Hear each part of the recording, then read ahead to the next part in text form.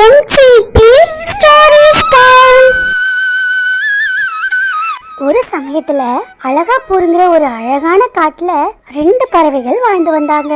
அந்த 2 பறவைகளும் நல்ல நண்பர்களாகவும் இருந்தாங்க.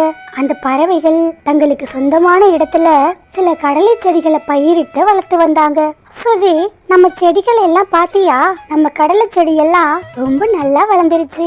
நம்ம கடலை செடிகள் சீக்கிரமாவே அறுவடைக்கு தயாராயிடும் நினைக்கிறேன்.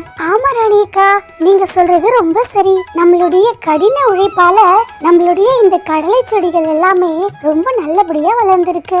இன்னும் குறைந்த நாட்கள்ல நம்மளுடைய செடியில பூக்கள் பூக்க ஆரம்பிச்சிரும். அதுக்கப்புறம் கடலையும் விளைய ஆரம்பிச்சிரும். ஆமா சுஜி, எனக்கு கூட ரொம்ப சந்தோஷமா இருக்கு. அப்படி பேசிக்கிட்டு அந்த பறவைகள் அவங்களுடைய வீடுகளுக்கு திரும்பினாங்க. அப்படி அந்த நாள் முடிஞ்சு போச்சு. மறுநாள் பொழுது விடிஞ்சதும் 2 பறவைகளும் வழக்கம் போல உணவு தேடி போனாங்க. அப்போ அவங்களுக்கு 2 ஆப்பிள் பழங்கள் கண்ணில் பட்டது. ராணியக்கா, அதோ பாருங்க, அந்த மரத்துக்கு கீழே 2 ஆப்பிள் பழங்கள் இருக்கு. வாங்க, நாம அந்த பழங்களை சாப்பிடலாம். அப்புறம் அந்த 2 பறவைகளும் சேர்ந்து அந்த பழங்களை சாப்பிட்டாங்க. ஆகா, என்ன ருசி, என்ன ருசி!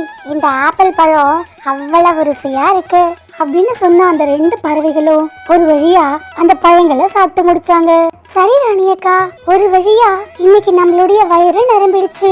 அடுத்து நாம இப்போ நம்முடைய கடலை செடிகளை பராமரிக்கணும். ஆமா ஆமா, ரொம்ப சரியா சொன்ன. வா போகலாம். அப்படி பேசிக்கிட்டு அந்த 2 பறவைகளும் அங்கிருந்து தங்களுடைய கடலை கொல்லைக்கு போனாங்க. அப்புறம் சுஜியும் ராணிக்காகவும் சேர்ந்து அந்த கடலை செடிகளுக்கு தண்ணீர் ஊத்த ஆரம்பிச்சாங்க. அப்புறம் அந்த 2 பறவைகளும் அந்த கடலை செடிகளுக்கு தேவையான உரங்களையும் போட்டாங்க. இப்படி நாட்கள் பல ஓட ஆரம்பிச்சது. நீண்ட நாள் இடைவெளிக்கு அப்புறம் அந்த பறவைகளுடைய கடலை செடிகள்ல பூக்கள் பூக்க ஆரம்பிச்சது. ஆனா ஒரே ஒரு கடலை செடியில மட்டும் பூ பூக்கவே இல்ல. அட சுஜி, பாத்தியா? நம்மளுடைய கடலை செடிகள்ல பூக்கள் பூக்க ஆரம்பிச்சிருக்கு. இன்னும் கொஞ்ச நாட்கள்லயே நமக்கு தேவையான கடலைகளும் கிடைச்சிடும். ஆமா ராணிக்கா, எனக்கு ரொம்ப சந்தோஷமா இருக்கு.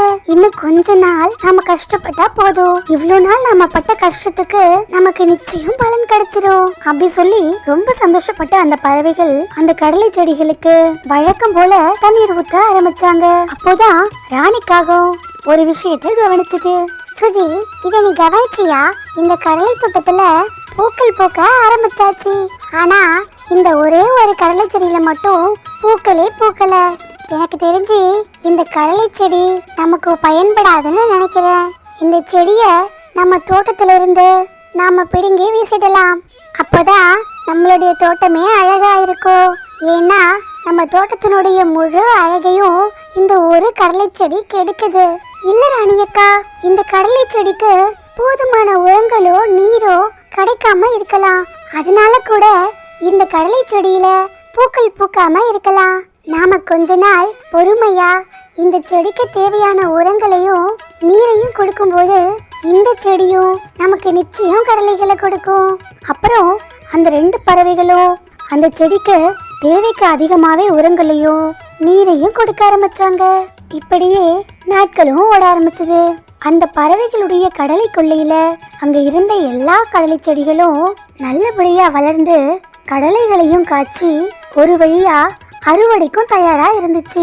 ஆனா அதே சமயம் அங்க இருந்த ஒரே ஒரு கடலை செடியில மட்டும் பூக்கள் கூட பூக்காம இருந்துச்சு. சுஜி, நம்மளுடைய கடலை செடிகள் எல்லாம் ரொம்பவே நல்லபடியா அறுவடைக்கு தயாராயிடுச்சு. சரி ராணியக்கா, நாம உடனே அறுவடை செஞ்சிடலாம் அப்படி சொன்ன அந்த 2 பறவைகளும் அந்த கடலை செடிகள் இருந்து கடலைகளை அறுவடை செய்ய ஆரம்பிச்சாங்க. அப்படி ஒரு வழியா அறுவடைக்கு தயாரா இருந்த அந்த எல்லா கடலை செடிகளையுமே அறுவடை செய்ய தயார் நிலையில வச்சாங்க. ஆனாலும் அந்த கடலை தோட்டத்துல பூக்கள் கூட பூக்காத நிலைமையில அந்த ஒரே ஒரு கடலை செடி மட்டும் பாவமா இருந்துச்சு. ராணிக்கா, இந்த கடலை செடியை பிடுங்கி எறிய எனக்கு மனசே வரல. இந்த கடலை செடியை பார்க்கறதுக்கு எனக்கு ரொம்ப பாவமா இருக்கு. ஆனாலும் இந்த கடலை செடிக்கு என்ன பிரச்சனைன்னு எனக்கு தெரியல. இந்த கடலை செடிக்கு நாம தேவையை விட அதிகமாவே உரங்களையும் நீரையும் கொடுத்துருக்கோம். ஆனாலும் இந்த கடலை செடி ஏனோ அறுவடைக்கு இன்னும் தயாராகல. ஆமா ஆமா, நான் தான் அப்பவே சொன்னேன்ல இந்த கடலை செடி வேலைக்கு ஆகாது, இதை இங்க இருந்து பிடுங்கி போட்டுடுன்னு. நீ தான் கேட்கல. இல்ல ராணி அக்கா, நாம அப்படி செய்ய வேண்டாம். இந்த செடிக்கு இன்னும் கொஞ்ச நாட்கள் கொடுக்கலாம். இந்த கொஞ்ச நாட்கள்லயே இந்த செடி எப்படியாவது அறுவடைக்கு தயாராகும்னு நான் நம்புறேன் அப்படின்னு பேசிக்கிட்டு அந்த பறவைகள் அறுவடைக்கு தயாராகாத அந்த கடலை செடியை எதுவும் செய்யாம அங்கேயே விட்டுட்டு அறுவடைக்கு தயாரான செடிகளை மட்டும் அங்க இருந்து கட்டுகளா எடுத்துக்கிட்டு தங்களுடைய வீடுகளை நோக்கி போனாங்க. ஒரு வழியா அப்படி அந்த பறவைகள் எடுத்துட்டு வந்த கடலை செடியிலிருந்து கடலைகளை தனியா பிரிச்செடுத்து சந்தையிலையும் விற்பனை செஞ்சாங்க. அதன் மூலம் அவங்களுக்கு நிறைய லாபமும் கிடைச்சது. அதனால ரொம்ப சந்தோஷப்பட்ட அந்த பறவைகள் தங்களுக்கு கிடைச்ச அந்த வருமானத்துல நிம்மதியா தங்களுடைய வாழ்க்கைய வாழ்ந்தாங்க. இப்படியே நாட்களும் போக ஆரம்பிச்சது. கொஞ்ச நாளுக்கு அப்புறம் அந்த 2 பறவைகளும் தங்களுடைய தோட்டத்துல இருந்த அந்த பூக்கள் பூக்காத கடலை செடி அறுவடைக்கு தயாராயிடுச்சான்னு பார்க்க வந்தாங்க. அட என்ன சுஜி, நீ சொன்ன மாதிரி இந்த செடிக்கு கொஞ்சமாவது டைம் கொடுத்தா சீக்கிரமா இந்த செடியை அறுவடைக்கு தயாராகிடும்னு நினைச்சேன். ஆனா இப்போ நம்ம இவ்வளோ டைம் கொடுத்தோம், இந்த செடியில ஒரு மாற்றமும் இல்லையே. அட ஆமா ராணி அக்கா, எனக்கும் அதுதான் புரியல. நாம கொஞ்சம் காலங்கள் கொடுத்தா அதுக்குள்ள இந்த செடி அறுவடைக்கு தயாராயிடும்னு நானும் நினைச்சேன். ஆனாலும் கூட இந்த செடிக்கு நம்ம இவ்வளோ நேரம் கொடுத்தோம், இந்த செடியில எந்த மாற்றமும் இல்லையே. இப்படி இந்த 2 பறவைகளும் பேசிட்டு இருந்தப்போ அந்த கடலை செடி இப்படி சொன்னுச்சு. பறவைகளே, நான் உங்களுடைய இந்த சிறந்த குணத்தை பாராட்டுறேன். நான் ஒரு சாதாரண கடலை செடி இல்லை, நான் ஒரு மந்திர சக்தி வாய்ந்த கடலை செடி. என்னுடைய செடிகள்ல எப்பவுமே கடலைகள் காய்க்க வாய்ப்பில்லை. நீங்க என்ன அப்போவே பிடுங்கி எரிஞ்சிருந்தா நான் உங்களுக்கு எந்த உதவியும் செய்யாம போயிருப்பேன். ஆனா உங்களுடைய நல்ல குணத்தால நான் உங்களுக்கு உதவி செய்ய ஆசைப்படுறேன். அதனால நீங்க இப்ப என்ன தாராளமா பிடுங்கலாம். என்னுடைய வேர்கள் உங்களுக்கு தேவையானதை கொடுக்கும். ஆனா நீங்க அதை உடனே பயன்படுத்தக்கூடாது. அதை நீங்க மண்ணில் பதிச்சு வைங்க. அது மட்டும் இல்லாம நீங்க அதை சரியாகவும் பராமரிக்கணும். அப்படி நீங்க பராமரிக்கும் போது நான் கொடுக்கறது உங்களுக்கு பல மடங்கா பெருகும். அதன் மூலம் நீங்களும் உங்க குடும்பமும் சந்தோஷமா வாழலாம். இதை கேட்ட உடனே அந்த 2 பறவைகளும் அந்த செடியை பிடுங்கினாங்க. அந்த செடியினுடைய வேர்கள்ல அந்த செடி சொன்ன மாதிரி 2 தங்க காசுகள் இருந்தது. அட ஆமா சுஜி, இந்த கடலை செடி சொன்ன மாதிரியே இல்லை இல்லை, இந்த மந்திர செடி சொன்ன மாதிரியே இந்த மந்திர செடியில 2 தங்க நாணயங்கள் இருக்கு. எனக்கு ரொம்ப ஆச்சரியமா இருக்கு. ஆமா ராணி அக்கா, என்னாலையும் இதை நம்பவே முடியல. ஆனாலும் நாம இதை நம்பித்தான் ஆகணும். சரி சரி, அடுத்து இந்த கடலை செடி சொன்ன மாதிரியே நாம இந்த தங்க நாணயங்களை மண்ணுல பதிச்சு வைக்கணும். அதுக்கப்புறம் சரியான முறையில பராமரிக்கவும் செய்யணும். அப்படி பேசிக்கிட்ட அந்த 2 பறவைகளும் அந்த தங்க நாணயங்களை தங்களுடைய வீடுகளுக்கு எடுத்துட்டு போய் அவங்க வீடுகளுக்கு முன்னாடி ஒரு குழியை தோண்டி அந்த குழியில தங்க நாணயங்களை புதைச்சி வச்சாங்க. அப்புறம் அந்த இடத்துல தேவையான தண்ணீரையும் ஊத்துனாங்க. இப்படியே நாட்களும் போக ஆரம்பிச்சது. ஆனா ரொம்ப நாள் ஆகியும் அந்த இடத்துல ஒரு மாற்றமும் இல்லை. அதனால மனசு உடைச்சி போன அந்த காகம் இப்படி சொன்னது. சுஜி, நாம இந்த தங்க காசை கொண்டு வந்து மண்ணில் புதைச்சி ரொம்ப நாள் ஆகுது. நாமளும் இத்தனை நாட்களா இந்த தங்க காசுக்கு தண்ணி ஊற்றிட்டு தான் இருக்கோம். ஆனாலும் ஒரு மாற்றமுமே இல்லை. எனக்கு தெரிஞ்சு நாம இப்படியே தண்ணீர் ஊத்துறது நம்மளுடைய முட்டாள்தனம்னு நினைக்கிறேன். இதுக்கு மேல என்னால பொறுமையா காத்திருக்க முடியாது. அதனால நான் இந்த தங்க காசை வித்துட்டு அதன் மூலம் வர பணத்துல சந்தோஷமா வாழலான்னு நினைக்கிறேன். இல்ல ராணி அக்கா, நாம அவசரப்படக்கூடாது. சில நல்ல விஷயங்கள் நமக்கு நடக்கிறதுக்கு காலம் தாமதிக்கலாம். அதனால நாம இப்படி அவசர முடிவுகளை எடுக்கக்கூடாது அப்படின்னு சொன்னது சுஜி. ஆனாலும் இதை காதலையே வாங்காத ராணிக்காகவும் அந்த இடத்துல மறுபடியும் தோண்டி அந்த மண்ணில் புதைச்சி வச்சிருந்த தங்க நாணயத்தை எடுத்துச்சு. அப்புறம் அதை ராணிக்காகவும் சந்தையில புறா அண்ணாச்சி கிட்ட வித்துச்சு. புறா அண்ணாச்சியும் அதுக்கு பதிலா புறா அண்ணாச்சியும் கை நிறைய கட்டுக்கட்டா நிறைய பணங்களை கொடுத்தாரு. அந்த பணத்தை சந்தோஷமா வாங்கிக்கிட்ட ராணிக்காகமோ அதுல இருந்து எந்த வேலைக்கு போகாம நிம்மதியா தன்னுடைய வீட்டுல அந்த பணத்தை வச்சு நிம்மதியா சாப்பிட்டு நிம்மதியா ஓய்வெடுத்துச்சு. ஆனாலும் சுஜியோ தன்னம்பிக்கையை இழக்காம தொடர்ந்து அந்த இடத்துல தேவையான தண்ணீரை ஊத்திட்டு வந்துச்சு. ஏ சுஜி, உனக்கு இப்ப கூட அறிவே வரலையா? என்ன பாத்தியா? என்கிட்ட இருந்த தங்க நாணயத்தை நான் வித்துட்டு நிறைய கட்டா பணம் வாங்கிட்டு வந்தேன். அந்த பணத்தை வச்சு இப்போ எந்த வேலையும் செய்யாம நிம்மதியா சாப்பிட்டு நிம்மதியா என் வீட்டுல ஓய்வெடுக்கிறேன். மரியாதையா நான் சொல்றத நீ கேளு, அதுதான் உனக்கு நல்லது. நீயும் அந்த இடத்த தோண்டி அந்த தங்க காசை எடுத்துட்டு போய் வித்துட்டு நீயும் என்ன மாதிரி சந்தோஷமா வாழப்பாரு.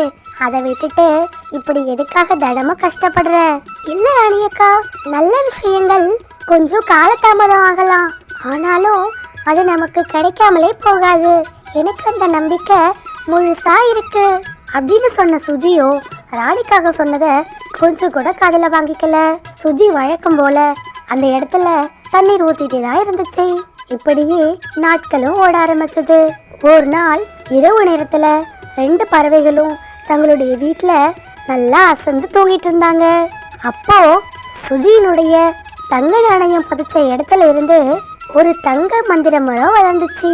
அது பார்க்க ரொம்ப அழகா இருந்துச்சு. அந்த மரம் முழுக்க நிறைய தங்க நாணயங்கள் இருந்துச்சு. ஒரு வழியா அன்னைக்கு காலை நேரமும் வந்துச்சு. சுஜி தன்னுடைய மந்திர தங்க மரத்தை பார்த்து ரொம்ப சந்தோஷப்பட்டது. அட கடவுளே, என் கண்ணை என்னாலேயே நம்ப முடியல.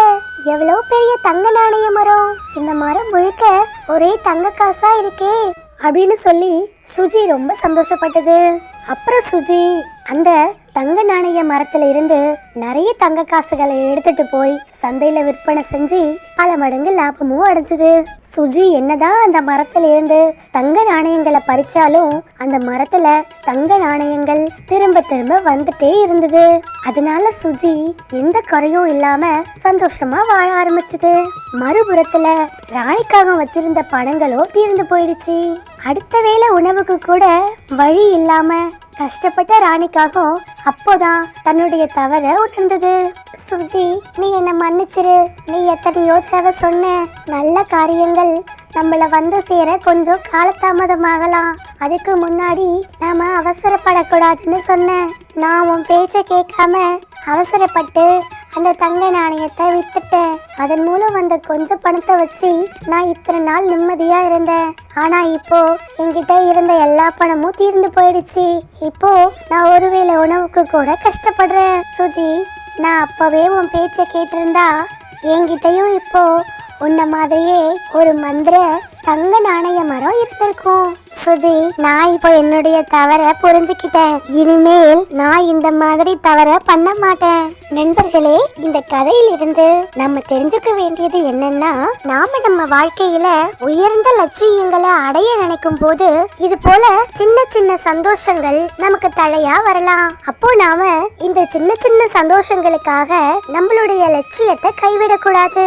நமக்கு கிடைக்கிற அந்த சின்ன சின்ன சந்தோஷங்களை தள்ளி வச்சுட்டு நம்மளுடைய லட்சியத்துக்காக நாம தொடர்ந்து முயற்சி செய்யணும். அப்படி முயற்சிக்கும் போது வெற்றி ஒரு நாள் நம்ம கையில வந்து சேரும். சப்ஸ்கிரைபர் விருப்பத்திற்கான நேரம். ஹாய் ஜெரிங்ரேஸ், hi Naveena, hi Mahendran, hi ருசை, hi Malaisamy, hi Vino, hi Jothimani, hi Jayalakshmi. அப்புறம் இனாரா அவர்களுக்கு இனிய பிறந்த நாள் நல்வாழ்த்துக்கள். நீங்கள் உங்கள் வாழ்வில் எல்லா நலமும் வளமும் பெற்று நீண்ட ஆயுளுடனும் ஆரோக்கியத்துடனும் வாழ என்னுடைய மனமார்ந்த வாழ்த்துக்கள். இன்றைய கதைக்கான கேள்வி, ராணிக்காகம் தன்னுடைய தங்க நாணயத்தை யாரிடம் விற்பனை செய்தது? இந்த கேள்விக்கு சரியான ஆன்சர் உங்களுக்கு தெரிஞ்சா கமெண்ட்ல சொல்லுங்க. உங்களுடைய பேரும் நெக்ஸ்ட் வீடியோல வரும். இதுவரை நீங்கள் அனைவரும் அளித்து வரும் அன்பிற்கும் ஆதரவிற்கும் மிக்க நன்றி. இந்த வீடியோ உங்களுக்கு பிடிச்சிருந்ததுன்னா நம்ம சேனலை லைக் பண்ணுங்க, சப்ஸ்கிரைப் பண்ணுங்க, ஷேர் பண்ணுங்க.